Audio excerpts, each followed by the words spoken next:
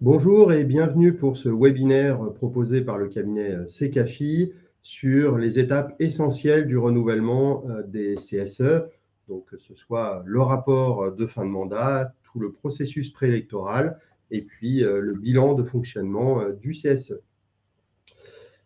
Nous aurons environ 3/4 d'heure pendant lesquelles nous allons vous faire cette présentation. Je précise que le support que nous allons vous présenter sera disponible sur le site secafi.com, de même que le replay de ce webinaire d'ici la fin de journée. Donc, il nous a semblé essentiel de pouvoir aborder cette problématique au regard des élections à venir dans les CSE, puisque les CSE ont été mis en place en 2018 et 2019, et donc on arrive au terme des premiers mandats, là en l'occurrence dans les prochains mois et d'ici fin 2023. Il y a donc un enjeu essentiel pour les membres de CSE, les représentants du personnel, qui est d'anticiper ce renouvellement au regard d'un certain nombre d'étapes qui sont essentielles, et c'est ce que nous allons développer dans les prochaines minutes, tous les deux. Donc, mon collègue Guillaume Sauvage, qui est expert comptable au sein du cabinet Secafi et spécialiste tout particulièrement des questions de comptabilité du CSE, bonjour à tous. Et moi-même, donc Luc Bérard de Malavas, expert RH et juridique aussi au sein du cabinet Secafi.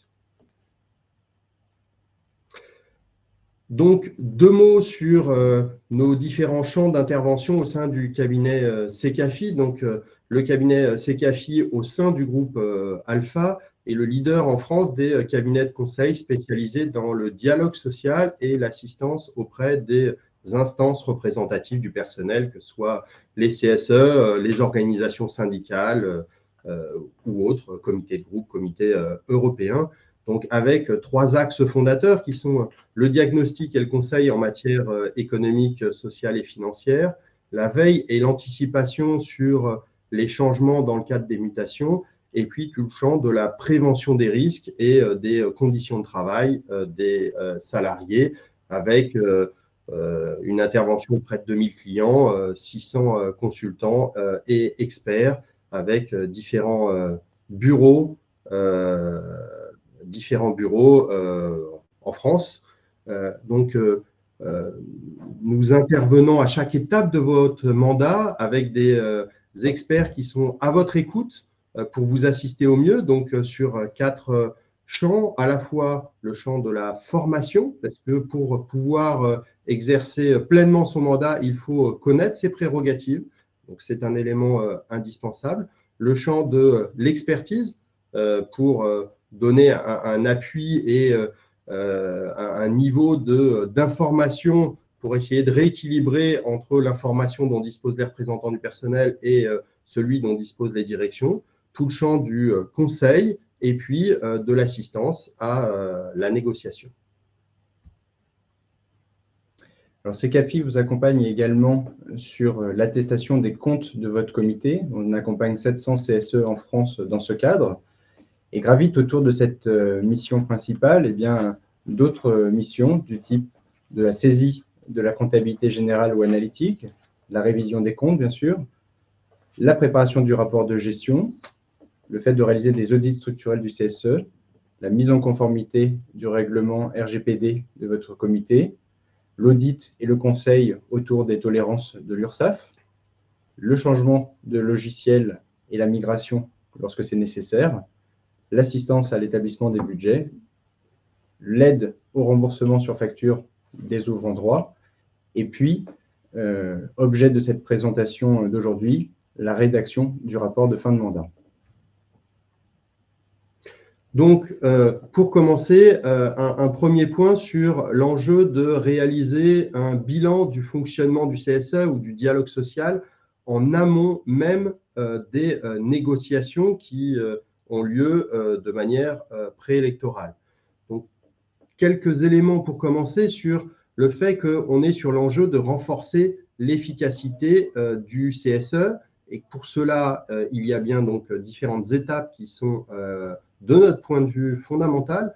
Une première qui est donc de faire une sorte de bilan du fonctionnement du CSE et du dialogue social dans l'entreprise et ou dans l'établissement, de manière à voir ce qui a pu bien fonctionner et puis des difficultés éventuelles et de ce qui mériterait d'être amélioré, sachant que les CSE ont été mis en place de manière rapide, avec peu de recul du fait des ordonnances Macron de 2017. Et donc, ça peut être l'occasion d'essayer de prendre justement un peu de recul et en amont de ces renouvellements et de ces deuxièmes mandats pour essayer d'améliorer, dans la mesure du possible, le fonctionnement.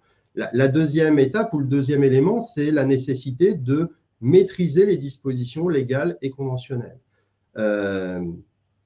Évidemment, comme je l'évoquais tout à l'heure, parce que il faut connaître les règles juridiques pour pouvoir les exercer, donc exercer pleinement ses prérogatives, mais aussi parce que au niveau des ordonnances Macron de septembre 2017, évidemment, il y a eu au sein de ces ordonnances la mise en place des CSE qui remplaçaient les CE, CHSCT, EDP, mais il y a toute une série d'autres dispositions dans ces ordonnances, et notamment une qui a bouleversé la hiérarchie des normes. Et donc, dans cette hiérarchie des normes, désormais, les dispositions négociées par accord collectif ont un niveau supérieur à ce qu'on appelle les dispositions légales dites supplétives. Et donc, au regard de cette nouvelle hiérarchie des normes, il y a un enjeu fondamental à bien maîtriser le contenu des dispositions légales, qu'il s'agisse des dispositions légales d'ordre public ou des dispositions légales supplétives. Troisième élément, c'est déterminer les différents temps et thèmes de négociation. On va y revenir, il y a toute une série de négociations possibles.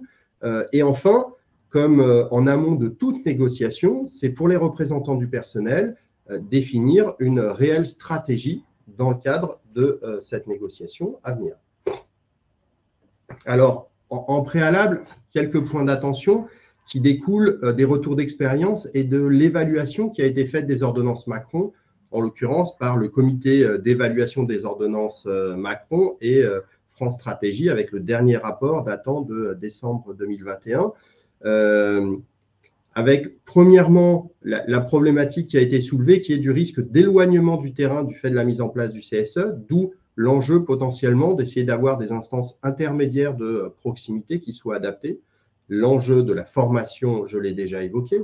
La question d'obtenir des moyens complémentaires. Les ordonnances Macron ont globalement réduit les moyens des CSE, et donc avec des dispositions qu'on appelle dispositions légales supplétives, c'est-à-dire qui s'appliquent à défaut d'accord, mais potentiellement par accord, on peut essayer d'améliorer les choses. La question aussi de la conciliation du mandat et du poste opérationnel, et la question de la prise en compte de la professionnalisation des fonctions. Globalement, le fait d'être élu de CSE, désormais, c'est avoir 3 casquettes automatiquement, celle d'anciens membres CE, CHSCT, EDP, donc avec des prérogatives plus lourdes qu'avant et qui peut nécessiter des ajustements. Et enfin, la nécessité aussi de prendre en compte les besoins d'accompagnement globalement de l'instance. Je vais essayer de développer ou d'aborder quelques-unes des grandes problématiques qu'on retrouve dans la question justement de ce bilan ou du retour d'expérience sur la question du fonctionnement des CSE jusqu'à présent. La première grande problématique, c'est celle des sujets SSCT, c'est-à-dire santé, sécurité, conditions de travail, ce qui était précédemment exercé par les CHSCT. Et le risque, ce qu'on a vu bien souvent, c'est que les CSE, désormais, fonctionnent en reprenant très largement ce que faisaient anciennement les comités d'entreprise, mais en ne prenant pas pleinement en compte ce qui était précédemment exercé par les CHSCT, ou en tout cas l'articulation ne se passe pas de manière toujours idéale, d'où l'importance de se pencher sur ces sujets. Alors, dans ce cadre-là, la première des choses, c'est: y a-t-il eu de mis en place une commission SSCT et auquel cas sa composition, son fonctionnement, ses moyens, ses compétences et notamment l'articulation entre ce qui est exercé par le CSE en réunion plénière et ce qu'il est par la commission SSCT, sachant que j'insiste sur le fait que la commission SSCT n'est pas l'ancien CHSCT, ce n'est qu'une commission et pas une instance à proprement parler. Donc, sur ce champ, dans l'hypothèse où il y a une commission SSCT, sur ce fonctionnement de la commission, ses prérogatives et ses moyens, il y a toute une série d'éléments à prendre en compte. Par exemple, la question de ce qui n'est pas prévu par le Code du travail, mais qui peut l'être par un accord, le fait qu'il y ait un secrétaire ou un rapporteur de cette commission, et puis savoir comment les travaux de cette commission SSCT sont derrière rapportés en réunion plénière de CSE. Ensuite, qu'il y ait ou pas une commission SSCT, c'est le sujet de l'articulation entre les différents niveaux ou instances qui traitent des sujets SSCT. Donc, ça peut être là ou les commissions SSCT, puisque sur un même périmètre d'un CSE, rien n'interdit de prévoir plusieurs commissions SSCT sur des sous-périmètres différents. S'il y a des représentants de proximité qui ont été mis en place, ils peuvent aussi traiter de sujets SSCT. Et puis évidemment, le CSE est le seul niveau pour prendre des décisions, pour rendre des avis, pour décider d'expertise sur ces sujets. Donc forcément, il faut une articulation entre ces différents niveaux. Et encore, je n'ai même pas abordé le cas des entreprises à établissements multiples, avec dans ce cas-là la question du CSE d'établissement et du CSE central, ce qui en rajoute, ce qui veut dire qu'au maximum, il peut y avoir dans une entreprise jusqu'à 5 niveaux qui traitent des sujets SSCT, le CSE central, la commission SSCT centrale, le CSE d'établissement, la commission SSCT d'établissement et les représentants de proximité. Donc, on voit bien que dans cette hypothèse-là, il faut évidemment clarifier la donne de qui fait quoi et comment s'articulent ces différents niveaux.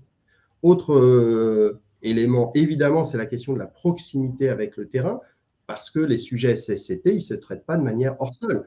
Ils se traitent avec une réelle présence sur le terrain et une vraie proximité et un lien direct avec les salariés. Et enfin, la question des moyens, je l'évoquais, globalement, les ordonnances Macron réduisent les moyens à disposition des représentants du personnel, ce qui est une vraie difficulté. Et donc, autant que possible, des choses peuvent être négociées à la fois de manière quantitative, mais aussi dans la question de l'utilisation des moyens existants, avec la question de la possibilité de se transférer des heures de délégation ou de reporter les heures non prises, avec la question de qu'est-ce qui rentre dans le crédit d'heures de délégation et quelles sont les heures qui peuvent être les temps consacrés au mandat qui ne s'imputeraient pas sur les crédits d'heures de délégation. Donc, tout un champ de thématiques qui sont à aborder à la fois dans le bilan, mais aussi de manière prospective dans le champ de ce qui peut être négocié. Une autre thématique qui est celui des réclamations individuelles et collectives, ce qu'on appelait habituellement les questions d'épée, les questions des délégués du personnel. Donc, on est sur une mission légale du CSE qui est indispensable en proximité avec les salariés. Pour autant, le Code du travail dans les CSE de plus de 50 salariés, puisque tout ce qu'on aborde ce matin est pour l'essentiel pour les CSE de plus de 50 salariés qui ont des prérogatives pleines et entières et qui sont des personnes morales. Donc, en l'occurrence, dans les CSE de plus de 50 salariés, le Code du travail n'a pas formalisé la manière dont ces réclamations individuelles et collectives s'exerçaient par le CSE. Et donc, à partir de là, ça peut être traité en réunion plénière de CSE, mais avec, dans ce cas-là, un gros point d'attention et un risque qui est d'avoir des ordres du jour beaucoup trop lourds. Et c'est déjà un élément qui ressort globalement des retours d'expérience, qui est les ordres du jour très lourds et qui amène au risque de sujets qui passent à la trappe. Donc, c'est le premier élément. Sinon, par négociation, on peut très bien prévoir que ce soit traité par une commission spécifique, voire les confier à des représentants de proximité. Mais dans ce cas-là, il faut qu'il y ait des représentants de proximité qui aient été mis en place par accord collectif. Et toujours dans ce cas-là, quelle articulation avec le CSE voilà. Donc, avec la question de est-ce qu'il y a un registre qui est mis en place pour tracer les choses ou est-ce que c'est mis dans le compte-rendu de réunion de CSE, voire en annexe du compte-rendu qui, lui, est à disposition des salariés. Autre élément du bilan et de négociation possible, c'est le sujet des représentants de proximité. de manière à pallier, pour faire simple, la disparition des anciens délégués du personnel et garder un vrai lien de proximité avec les salariés, éviter l'hypercentralisation. Néanmoins, les représentants de proximité ne peuvent être mis en place que par accord collectif majoritaire. Donc, c'est forcément un élément de négociation. Et à défaut d'accord et l'ayant prévu, il n'y a pas de représentant de proximité. Donc, d'où l'enjeu de négocier sur ce sujet. Et la négociation peut cadrer à la fois le nombre de représentants de proximité, leur périmètre, leurs attributions, leurs modalités de désignation, et puis toutes les modalités de fonctionnement et de moyens qui vont avec. Sachant que, quoi qu'il en soit, le Code du travail prévoit, et c'est une disposition d'ordre public, que quand ils sont mis en place, les représentants de proximité sont membres du CSE ou désignés par lui pour une durée qui prend fin avec celle des mandats des membres élus du comité. Voilà. Donc, d'où l'importance de ce champ de négociation et, dans l'hypothèse de cette négociation, de bien prévoir l'articulation entre représentants de proximité, CSE et les différentes commissions, notamment commission SSCT.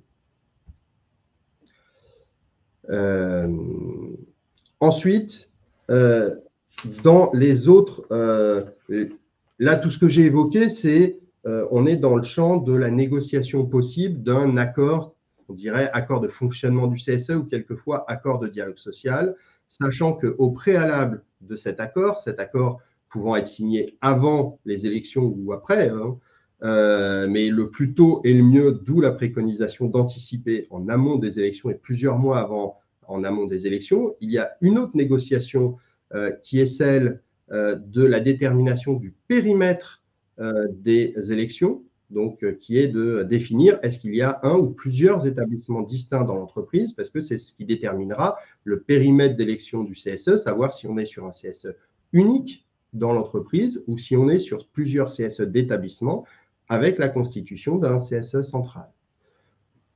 Enfin, autre négociation, celle-là absolument obligatoire, c'est celle de la négociation du protocole d'accord préélectoral qui nécessite une ouverture de négociation 2 à 3 mois avant les élections, avec une négociation bien particulière puisque celle du protocole d'accord préélectoral, contrairement aux accords classiques qui doivent être majoritaires, là, le protocole d'accord préélectoral, qu'on appelle PAP, doit être conclu à ce qu'on appelle la double majorité pour être valable. Donc, à la fois la majorité des syndicats en représentativité, mais aussi la majorité des syndicats en nombre de syndicats représentatifs. Et ce protocole d'accord préélectoral détermine à la fois le nombre de sièges, la répartition des sièges entre les différents collèges électoraux, la répartition du personnel dans les collèges électoraux, toutes les modalités d'organisation des élections, les rappels sur l'équilibre femmes-hommes lors des élections, la référence éventuelle à ce qui peut exister sur le vote électronique, et puis si on est sur une entreprise à établissement distinct, s'agissant du CSE central, la répartition des sièges entre les différents collèges et établissements pour le CSE central, sachant que, élément fondamental, pour pouvoir négocier et qu'une négociation soit loyale et donc valable, il faut que les syndicats disposent des informations suffisantes de la part de la direction en amont de cette négociation. Autre élément, mais qui là sont facultatifs de contenu du protocole d'accord électoral, ça peut être la modification du nombre et de composition des collèges électoraux, la modification du nombre de sièges, des volumes d'heures de délégation, et puis la dérogation au nombre de mandats successifs d'élus, puisque dans les entreprises de plus de 50 salariés, les ordonnances Macron ont prévu une limitation au nombre de mandats successifs, c'est-à-dire les élus du CSE ne peuvent pas faire plus de 3 mandats successifs d'élus, sachant qu'il est possible d'y déroger dans les entreprises et établissements de moins de 300 salariés, et auquel cas cette dérogation doit être prévue par le protocole d'accord préélectoral. Enfin, on a essayé de vous remettre sous forme de tableau autant synthétique que possible bon nombre des sujets de négociation possibles, avec à la fois l'architecture de la représentation du personnel, le fonctionnement et les moyens, sachant qu'il est indispensable dans ce cadre de commencer par les problématiques d'architecture, ensuite de voir les questions de fonctionnement, de moyens et d'articulation entre les différents niveaux. Sachant que j'évoquais juste avant la question des 3 mandats successifs d'élus de CSE au maximum, qui a été prévu dans les ordonnances Macron, et donc c'est à compter de la mise en place du CSE. On ne tient pas compte de tous les mandats qui ont été exercés avant la mise en place du CSE, que ce soit en CEDP ou CHSCT. De la même façon, les mandats désignatifs ne sont pas concernés, c'est-à-dire que les mandats de DS ou de RS ne sont pas concernés par cette limitation. De même, les mandats de représentants de proximité, quand ce ne sont pas des élus de CSE, ne sont pas concernés par cette limitation dans le temps. Enfin, je vous ai évoqué la question des différents champs de négociation possibles. Il faut savoir que au-delà des accords collectifs, il y a la question du règlement intérieur du CSE qui est aussi important, qui est formellement une obligation légale pour chaque CSE d'adopter un règlement intérieur par un vote à la majorité de ses membres. Quand on dit à la majorité de ses membres, c'est là, y compris le président qui a le droit de vote sur les règles de fonctionnement interne et donc sur l'adoption du règlement intérieur, alors que le président n'a pas le droit de vote sur l'exercice des prérogatives du CSE, notamment la question d'un rendu d'avis dans le cadre d'une consultation. Donc, le règlement intérieur est là pour déterminer un certain nombre de modalités précises de fonctionnement du CSE et de rapport avec les salariés de l'entreprise. Néanmoins, l'article L2314-24 du Code du travail prévoit que le règlement intérieur ne peut pas imposer à l'employeur de dispositions au-delà de ce qui est prévu par la loi ou par des accords collectifs.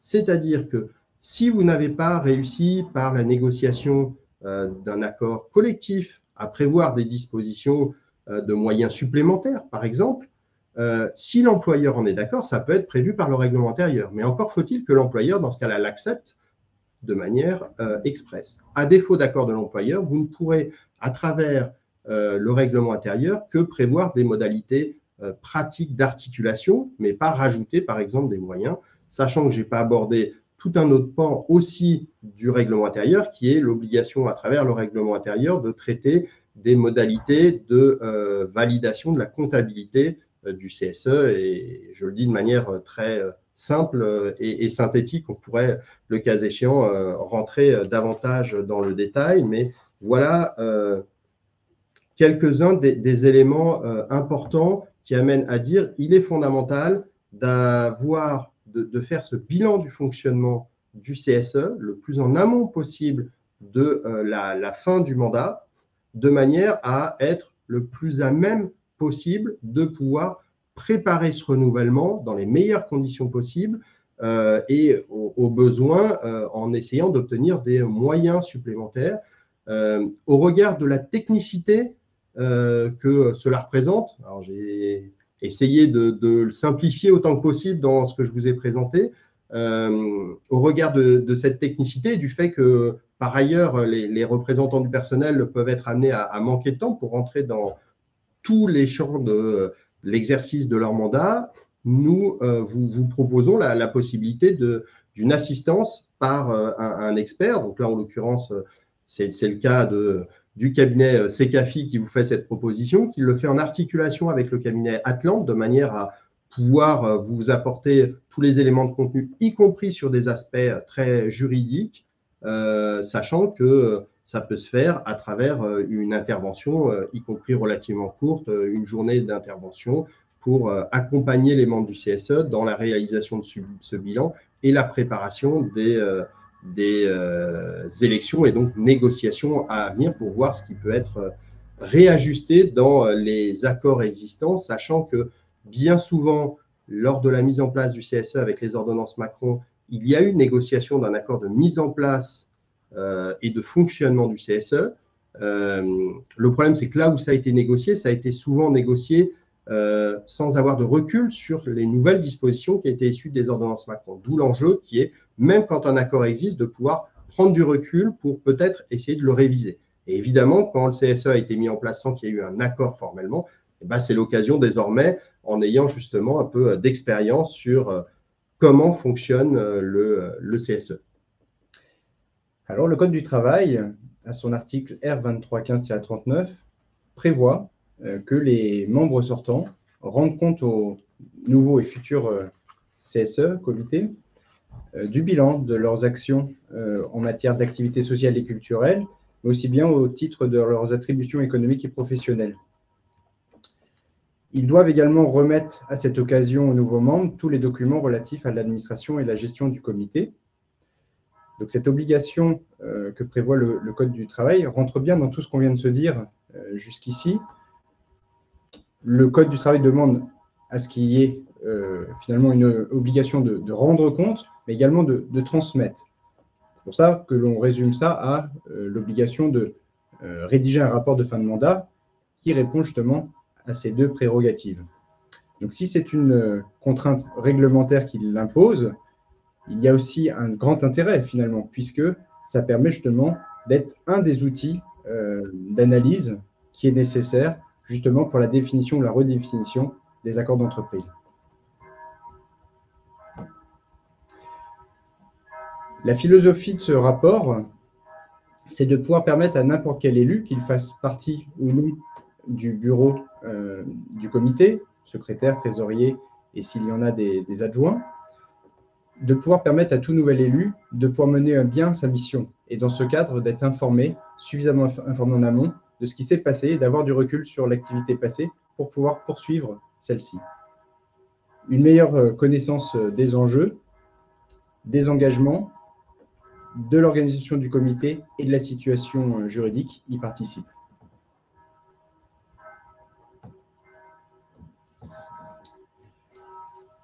Alors, qui est concerné par cette obligation? La plupart des comités, pratiquement tous, puisque tous ceux dont l'entreprise dispose de plus de 50 salariés sont concernés, et quelle que soit la forme du comité, que l'on soit en CSE central, CSE d'établissement, CASCI, CSE interentreprise, tous les types sont concernés. Le principe, c'est de pouvoir rendre compte. Et on ne rend compte pas nécessairement d'un bureau au prochain bureau. Il ne s'agit pas donc d'attendre de savoir si ce sont les mêmes membres qui participent au bureau, aux commissions, pour pouvoir faire ce rapport, puisque la philosophie est plutôt de pouvoir en faire bénéficier l'intégralité des élus, quand bien même, effectivement, ils ne prennent pas un poste spécifique en tant qu'élu titulaire. Rappelons à cette occasion que le principe du Code du travail, c'est que, en cas de non-respect, toute personne qui s'estimerait lésée, on peut penser bien sûr effectivement à un membre du comité, eh bien, pourrait intenter une action auprès du tribunal judiciaire contre l'un des membres sortants, justement pour ne pas avoir respecté cette obligation de rendre compte. Alors, l'heure est donc au bilan. Donc là, on va détailler succinctement, mais tout ce qui pourrait figurer dans ce rapport de fin de mandat. Il y a déjà, la première chose, c'est justement de faire état, puisque on a pu le voir, le Code du travail demande à ce qu'il y ait un bilan qui soit fait des attributions économiques et professionnelles. Et bien donc, on va pouvoir reprendre finalement la qualité du dialogue social,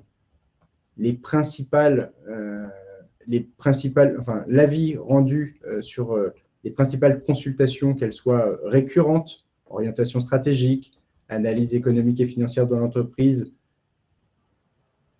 conditions de travail, conditions environnementales, en tout cas impacts environnementaux de l'employeur. Toutes ces consultations, eh bien, le CSE a pu rendre un avis. Ça peut être également dans le cadre d'avis rendus au regard de situations ponctuelles, que ce soit s'il y a une restructuration des effectifs, les licenciements collectifs, l'introduction de nouvelles technologies, etc. Il s'agit aussi de faire le bilan de l'utilisation de la subvention de fonctionnement, puisqu'une subvention est dédiée aux attributions économiques et professionnelles, et puis de présenter aussi comment a été organisé le comité. De notre point de vue, il ne s'agit pas, sur cette partie du rapport de fin de mandat, de faire une liste exhaustive de tout ce qui a été fait et de tout ce qui a été rendu. Ça rendrait le contenu indigeste, et puis ça ne permettrait pas finalement, de à un nouvel élu, justement, de pouvoir bien se rendre compte des enjeux. Et donc, on conseille plutôt de se focaliser sur ce qui paraît essentiel et ce qu'il faut retenir, finalement, des 4 dernières années ou des 3 dernières années, sur la taille du mandat qui vient de s'écouler en matière d'attribution économique et professionnelle. Ensuite, il s'agit de faire le bilan sur les activités sociales et culturelles. On peut y présenter les prestations qui ont été proposées, ce qui a fonctionné, ce qui n'a pas fonctionné, que ce soit des données financières ou des données qualitatives. Comment, sur le dernier mandat, le CSE a géré, par exemple, la crise sanitaire. Bon nombre de ces informations figurent dans le rapport de gestion annuel, qui est obligatoire, quelle que soit, on le rappelle, la taille des comités. Et donc, la rédaction de ce rapport sur cette partie-là s'en trouvera d'autant plus facilitée que le rapport annuel de gestion a été solidement établi.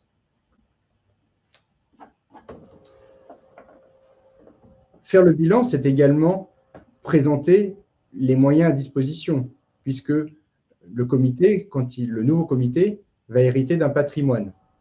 Ça peut être de la trésorerie, bien sûr, mais c'est également tout ce qu'il peut y avoir dans le coffre-fort, les billetteries, les bons d'achat. Ça peut être aussi des biens immobiliers, tels qu'un mobil-home, un appartement de vacances, des biens dans des sociétés civiles. Ça peut être aussi des logiciels, du matériel informatique. Ça peut être aussi des avoirs, que ce soit auprès des ouvrants droit, sous forme de prêts, ou parce qu'ils sont encore des opérations en cours sur les prestations proposées. Il y a également, et c'est très important, les engagements pris auprès des tiers. Le comité ne repart pas à zéro sur ces aspects-là. Il va devoir poursuivre les contrats qui ont été signés. On pense notamment aux contrats, par exemple, avec des prestataires informatiques, de logiciels, qui ne s'arrêtent pas pile à la date de la fin des élections et donc dont le nouveau comité va pouvoir bénéficier, ou devra de toute façon poursuivre les engagements en termes de paiement si des échéanciers avaient été prévus. Et puis, le comité bénéficie également d'engagements dont il a pu bénéficier. Eh bien, encore faut-il le lister, et également les biens qui sont mis à sa disposition, que ce soit par l'employeur ou par une collectivité.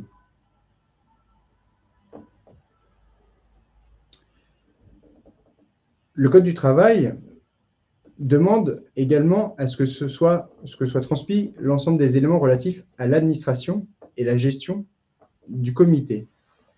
Il nous semble donc nécessaire de pouvoir faire à cette occasion un focus sur la documentation du CSE. Alors cette documentation, c'est à prendre au sens large du terme.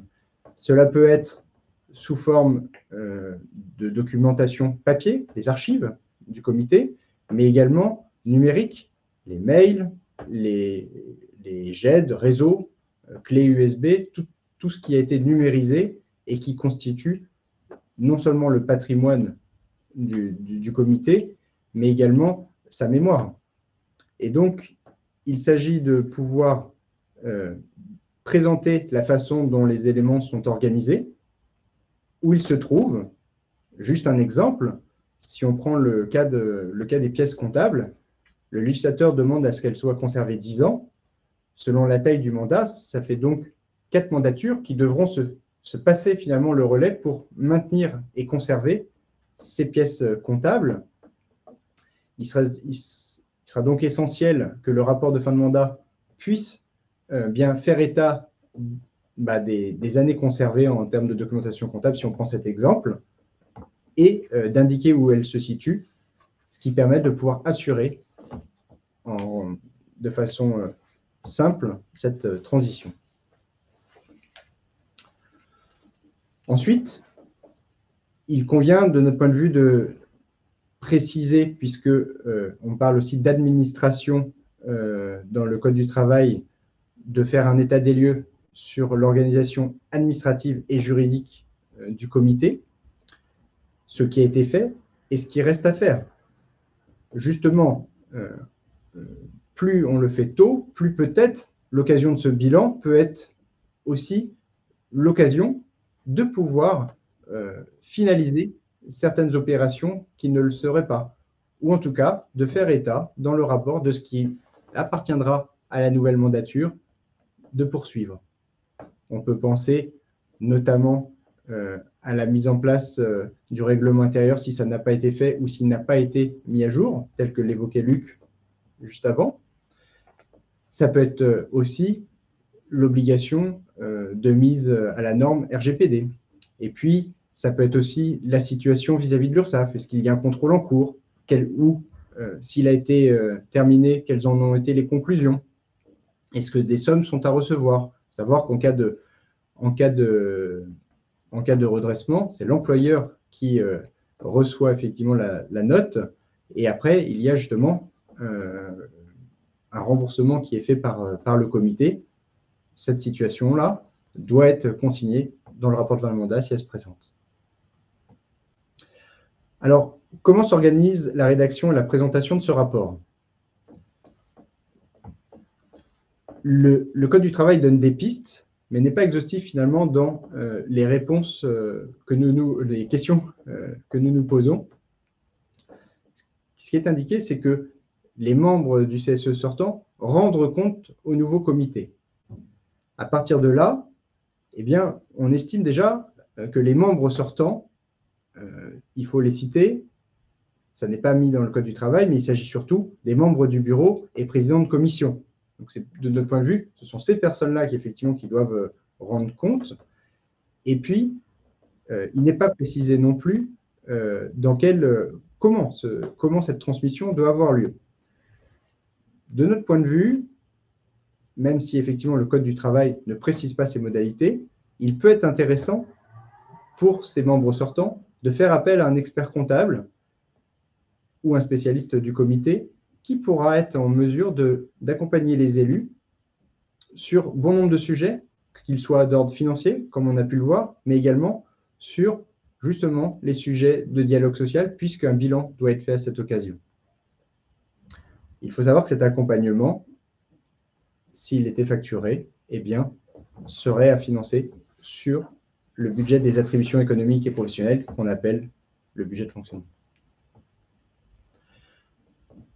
Alors, le rapport de fin de mandat, eh bien, il convient de le transmettre.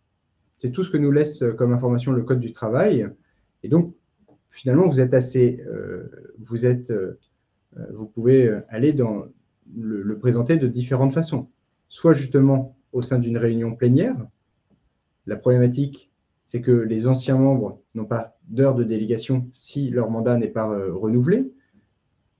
Ils peuvent donc faire appel à un tiers, l'expert comptable notamment, pour pouvoir le mandater pour faire cette présentation à l'une des premières réunions. Là aussi, il n'est pas précisé laquelle, ce n'est pas nécessairement la première. En tout cas, on peut supposer que ce serait vraisemblablement l'une des premières pour que ça puisse profiter aux nouveaux élus. Mais il peut très bien aussi, par exemple, transmettre ce document au président du comité, charge à lui de le transmettre aux nouveaux membres. En tout cas, l'obligation, c'est de transmettre, effectivement, de faire le bilan et de transmettre. Aucun quitus n'est attendu du nouveau comité. Il n'y a pas à valider les opérations qui ont été transmises. Les élus prennent juste acte du document qui leur est communiqué. Voilà pour la partie relative à ce rapport de fin de mandat. Je laisse Luc aborder la conclusion. Oui, quelques mots de conclusion, et puis on vous propose juste après de rebalayer quelques-unes des questions que vous avez posées dans le chat, sachant que, je rappelle, à la fois le support de présentation et le replay de ce webinaire seront disponibles d'ici la fin de journée sur notre site internet ccafi.com. Donc, comme nous venons de l'exposer, la période qui s'ouvre est réellement inédite puisque on va arriver au terme des premiers mandats des CSE et d'où, de notre point de vue, cet enjeu d'anticipation vis-à-vis de ces prochaines élections, à la fois pour permettre de faire un retour d'expérience de la pratique et puis de voir ce qui peut être réajusté ou amélioré pour l'avenir à travers les négociations à venir. Ça peut être des éléments peut en tenir compte dans la négociation du protocole d'accord préélectoral ou pour négocier ou renégocier les accords de dialogue social ou de fonctionnement du CSE. Et puis, par ailleurs, même si c'est assez peu connu jusqu'à présent, le Code du travail prévoit cette obligation légale de rapport de fin de mandat. Et donc, là aussi, il y a cette nécessité d'anticiper pour que ce rapport soit établi et puisse être derrière transmis aux nouveaux élus selon des modalités que Guillaume vous a évoquées précédemment et qui effectivement ne sont pas très cadrées par le Code du travail. En revanche, le Code du travail prévoit bien cette obligation formelle de rapport de fin de mandat. Et au regard des différentes complexités, technicités que soulèvent ces différentes questions, et aussi d'une certaine manière sur la question du rapport de fin de mandat pour protéger les élus et les sécuriser, que ce soit les élus sortants, mais aussi les nouveaux élus. Vous pouvez faire appel à un cabinet d'expertise comptable qui, d'une certaine manière, sera le garant que ces différentes règles ont été respectées et que ce qui figure dans le rapport de fin de mandat qu'il a établi sont bien conformes à la réglementation et aux différentes dispositions prévues par le Code du travail. Alors peut-être pour revenir sur certaines questions, à la fois moi pour ce qui me concerne, et puis je laisserai Guillaume rebondir sur les sujets davantage liés au rapport de fin de mandat. Une question qui était posée tout à l'heure sur la question de la formation des élus du CSE, dans lequel je ne vais pas rentrer dans le détail des différents types de formation, mais pour faire simple, il y a d'un côté la formation dite santé, sécurité, conditions de travail, qui est cadrée par le Code du travail, l'article L2315-18 du Code du travail, qui est une disposition légale d'ordre public, donc on ne peut pas négocier moins bien que ce que prévoit le Code du travail. Et le Code du travail prévoit que cette formation est de droit pour tous les élus de CSE, titulaires comme suppléants, qu'ils soient membres ou pas de la commission SSCT. Donc, des membres de CSE qui ne sont pas membres de la commission SSCT ont bien de droit cette formation SSCT. Cette formation, lors du premier mandat des élus, c'est une formation qui est de 5 jours et cette formation est choisie par les élus et payée par l'entreprise. Et on est bien sur des dispositions légales d'ordre public, donc l'employeur ne peut pas s'y opposer. En revanche, n'est pas cadrée la question des formations des représentants de proximité. La préconisation, c'est que dans un accord qui prévoit la mise en place de représentants de proximité, c'est de prévoir que ces formations, ces représentants de proximité aient également droit à cette formation SSCT, soit selon les mêmes conditions que les élus de CSE, soit selon des conditions peut-être de durée un peu réduite, mais en tout cas qu'on reste sur un droit à formation et un financement par l'entreprise. À côté de ce droit à formation SSCT, il y a la formation dite économique, qui peut aborder à la fois des questions économiques, mais aussi tous les sujets de fonctionnement du CSE, des règles, des prérogatives, attributions, et puis des particularités, par exemple, sur l'exercice d'un mandat de secrétaire, de trésorier. Et donc là, sur cette formation qui est prévue de 5 jours, qui est réservée aux élus titulaires, on est sur un financement qui est un financement par le budget de fonctionnement du CSE, le budget AEP, sauf si un accord plus favorable prévoit que l'employeur finance cette formation, ce qui est quelquefois prévu dans les accords. Et petit complément que je n'ai pas évoqué sur la formation SSCT, j'ai dit c'est de droit 5 jours pour tous les élus sur le premier mandat, et en cas de renouvellement, donc pour des élus qui seraient à leur deuxième mandat de CSE, sachant qu'on tire un trait sur tout ce qui existait avant le CSE, dans ce cas-là, on est sur un droit à formation toujours financé par l'entreprise qui est de 3 ou 5 jours selon que les membres de CSE sont membres ou pas de la commission SSCT. Donc voilà, j'insiste sur ce droit à formation qui est une prérogative de chacun des élus qui peut s'exercer individuellement, il y a ce droit individuel, mais qui peut aussi s'exercer dans un cadre collectif, le fait des élus de CSE de dire on décide de se former ensemble, et auquel cas c'est bien les membres de CSE qui choisissent l'organisme de formation. Voilà. Peut-être dans les quelques questions qui étaient abordées sur le rapport de fin de mandat, il y avait la question de dire est-ce qu'il faut une clôture d'exercice? Il y avait la question du rapport de gestion, qui en est responsable ou tributaire, voilà, qui doit s'en occuper. Et puis la question du rétro-planning sur le rapport de fin de mandat notamment. Alors, sur le rapport de fin de mandat, le Code du travail n'impose pas l'arrêté intermédiaire des comptes. Donc ça, justement, beaucoup de comités ont souvent interprété cet article du Code du travail comme étant finalement l'obligation de faire un arrêté intermédiaire.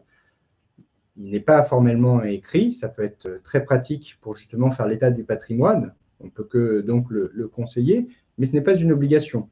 Il suffirait de plutôt le faire sous forme d'inventaire. On peut très bien inventorier l'ensemble des éléments que constitue le patrimoine du CSE pour le présenter, sans pour autant eh bien, suivre l'ensemble de la comptabilité jusqu'au bout, jusqu'à date. Alors généralement, ça serait retenir, s'il fallait faire un arrêté comptable, la date des élections, enfin la date du premier tour des élections. Donc ça, c'est pour cette obligation d'arrêté comptable. Non, ce n'est pas c'est conseillé, mais ce n'est pas obligatoire. Ensuite, en termes de rétro-planning, eh bien, il convient de préparer le plus en amont possible la rédaction de ce rapport. Un des points qui peut être assez long pour répertorier les éléments, c'est de connaître finalement l'ensemble des engagements qui se poursuivent au-delà du mandat actuel et qui vont impacter le nouveau comité. Si d'ores et déjà, vous mettez de côté au fur et à mesure que vous prenez des engagements, eh bien, vous listez finalement l'ensemble des contrats qui vont se poursuivre après la date, eh bien, ça sera d'autant plus facile. Donc, toute anticipation permet finalement, au moment T où vous êtes en train de rédiger ce rapport de fin de mandat, où vous êtes accompagné pour cela, eh bien, de pouvoir voir facilement les éléments. Il y avait une question sur aussi le rapport de gestion. Sur le rapport de gestion, eh bien, ça, c'est un document annuel. Il faut savoir que quand bien même vous feriez un arrêté intermédiaire, eh bien, il n'y a pas une plénière qui est censée approuver les comptes jusqu'à la date jusqu'à la date de leur mandat, et puis la nouvelle mandature ne devrait reprendre que l'approbation des comptes allant de leurs élections jusqu'à la fin de l'année, ou en tout cas de l'exercice comptable. Non, vous avez un exercice comptable complet qui doit être approuvé à son issue par les nouveaux membres du nouveau CSE. Et donc, cet exercice comptable va prendre, sauf à ce que les élections aient eu lieu pile au démarrage de l'exercice comptable, eh bien, cet exercice va prendre en compte aussi bien la période de l'ancienne mandature que la nouvelle. Et donc, le rapport annuel de gestion qui est obligatoire et qui est prévu par le Code du travail, eh bien, lui, effectivement, devra être fait, mais ce n'est pas en lien avec le rapport de fin de mandat tel que je viens d'évoquer. Ensuite, sur certains points qui étaient certaines questions qui étaient posées, le rapport de fin de mandat est bien une obligation formelle telle que prévue par le Code du travail. Le Code du travail, en revanche, n'a pas prévu formellement une sanction spécifique et directe. Néanmoins, l'absence de rapport de fin de mandat expose potentiellement les élus sortants à des risques de voir engager leurs responsabilités d'une manière ou d'une autre. Voilà, donc, c'est d'ailleurs le cas sur la plupart des articles que l'on cite quand on cite le Code du travail. Ils n'ont pas leur sanction spécifique sur non-respect de chaque disposition prévue. C'est à tout tiers qui s'estime justement lésé par non-respect du droit de pouvoir effectivement porter, s'il le souhaite, en justice le sujet. Et donc, le rapport de fin de mandat, je réponds à une question, est bien un rapport qui est porté par le collectif des élus. Ce n'est pas un rapport de fin de mandat pour chacun des élus. C'est bien un rapport de fin de mandat au nom de l'instance. Une question était posée aussi sur la question je reviens sur les formations, sur la question des délégués syndicaux et des représentants syndicaux au CSE. Alors, le CSE, sur son budget de fonctionnement, peut toujours financer des formations pour ses membres, pour les délégués syndicaux et pour les représentants de proximité. C'est une disposition du Code du travail qui le prévoit. S'agissant de la formation SSCT que j'évoquais tout à l'heure, donc pour lequel, je le redis, c'est bien de droit pour tous les membres du CSE même ceux qui ne sont pas membres de la commission HCCT. Donc, sur le premier mandat d'un élu de CSE, c'est de droit systématiquement 5 jours. Et si l'élu de CSE en est à son deuxième mandat de CSE, c'est un droit à formation de 3 jours sur les sujets SSCT s'il n'est pas membre de la commission SSCT, et en cas de renouvellement de 5 jours s'il est membre de la commission SSCT. Toujours, je le redis, un financement par l'employeur et un choix de l'organisme par l'élu lui-même. Le Code du travail n'est pas très clair sur est-ce que ça vise uniquement, explicitement les élus du CSE ou tous les membres du CSE. J'aurais tendance à dire, en l'absence d'une jurisprudence spécifique, que ça inclut tous les membres du CSE et donc y compris les représentants syndicaux au CSE. Donc, représentants syndicaux au CSE qui, dans les entreprises de moins de 300, sont les délégués syndicaux. En revanche, dans les entreprises de plus de 300 salariés, les délégués syndicaux, à défaut d'accord plus favorable, ne bénéficient pas automatiquement de la formation SSCT financée par l'entreprise. Néanmoins, un accord plus favorable peut tout à fait le prévoir. Et quand je dis accord plus favorable, ça peut être un accord collectif ou ça peut être le règlement intérieur du CSE si l'employeur l'a accepté, puisqu'on est sur une disposition dite supralégale au-dessus de ce que la loi impose expressément. J'avais une question sur savoir si le rapport finalement pourrait être diffusé à des salariés qui se posent la question de candidater ou pas aux prochaines élections. Il y aura un problème de calendrier, puisqu'effectivement, le rapport de fin de mandat est généralement établi, quand bien même on est en train de le préparer sur la période préélectorale, eh bien, généralement, il va être produit au moment où, de toute façon, les gens se seront déjà inscrits effectivement pour les élections qui approchent. Donc, ça sera compliqué effectivement de pouvoir prévoir cela. Il y avait aussi une question sur savoir si les membres sortants, finalement, doivent valider le rapport. Alors, là aussi, c'est une interprétation, parce que le Code du travail n'en parle pas. Il est indiqué les membres sortants rendre compte. Donc, effectivement, les membres sortants, la problématique, c'est qu'effectivement, à partir du moment où c'est confié à quelques personnes le soin de rédiger, est-ce que les autres en sont d'accord? Bon, il n'y a pas de. Ce que je vais vous dire est plutôt une interprétation de notre part. De notre point de vue, non, puisqu'effectivement, comme je vous l'ai dit, les membres sortants, nous, on l'a résumé en introduction à dire qu'il s'agirait plutôt des membres du bureau. Donc, effectivement, il faut qu'entre eux, ils s'accordent sur le bilan de leurs activités, que ce soit en matière d'ASC ou d'AEP, mais ils n'ont pas nécessairement besoin de passer ensuite en vote auprès des membres sortants pour valider ce rapport. De la même façon que les nouveaux membres du nouveau comité, comme je le disais, n'ont pas de quitus à donner sur ce rapport. Voilà, une autre question qui était posée, qui était dans le cadre de la négociation du protocole d'accord préélectoral. Les syndicats donc, qui vont négocier ont-ils accès aux fichiers du personnel, que ce soit les électeurs, les éligibles? Voilà, la réponse est oui, et ça a été acté par différentes jurisprudences, notamment un arrêt de la Chambre sociale de la Cour de cassation du 6 janvier 2016, le fait que il y a bien, dans le cadre de l'exigence de la loyauté de la négociation, cette information préalable qui est due.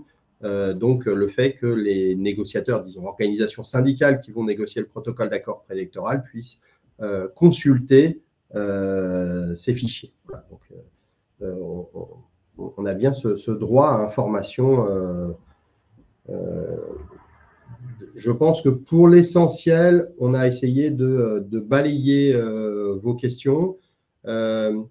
Peut-être vous redire que le fichier, disons, le support de présentation ainsi que le replay de ce webinaire sera disponible d'ici la fin de journée sur notre site internet et que par ailleurs, nous sommes à votre disposition pour vous aider, vous assister, vous accompagner dans ces différentes démarches préalables au renouvellement des CSE qui arrivent, que ce soit l'assistance à l'établissement du rapport de fin de mandat ou dans la réalisation d'un bilan du fonctionnement du CSE de manière à préparer les négociations à venir, que ce soit le protocole d'accord préélectoral ou la négociation ou renégociation de l'accord de fonctionnement du CSE ou de l'accord de dialogue social, que selon les cas de figure, ça peut être dans le cadre de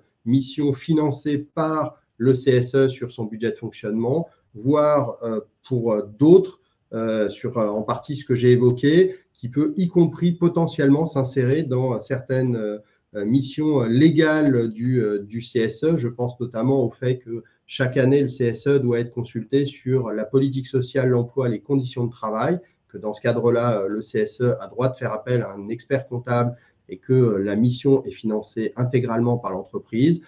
Dans le champ de la politique sociale, il y a évidemment le champ du dialogue social. Et donc, ce que j'ai évoqué sur cet aspect de bilan du fonctionnement du dialogue social peut tout à fait s'insérer dans ce cadre-là. Mais quoi qu'il en soit, nous sommes à votre entière disposition pour échanger au besoin sur vos souhaits, vos demandes, vos besoins et voir avec vous de manière à répondre au mieux à vos sollicitations de manière pleinement personnalisée. On vous souhaite donc une belle journée et on diffuse, le cas échéant, si vous aviez besoin, le contact des différentes personnes réparties sur le territoire qui sont là pour vous accompagner et qui seront ravis de pouvoir vous renseigner. Voilà, comme vous le voyez, effectivement, Secafi couvre l'intégralité du territoire national, y compris dans les territoires ultramarins. Donc, je pense que vous pouvez trouver à proximité le bon interlocuteur qui pourra vous accompagner et vous assister au mieux de vos besoins. Merci à toutes et à tous et à très bientôt.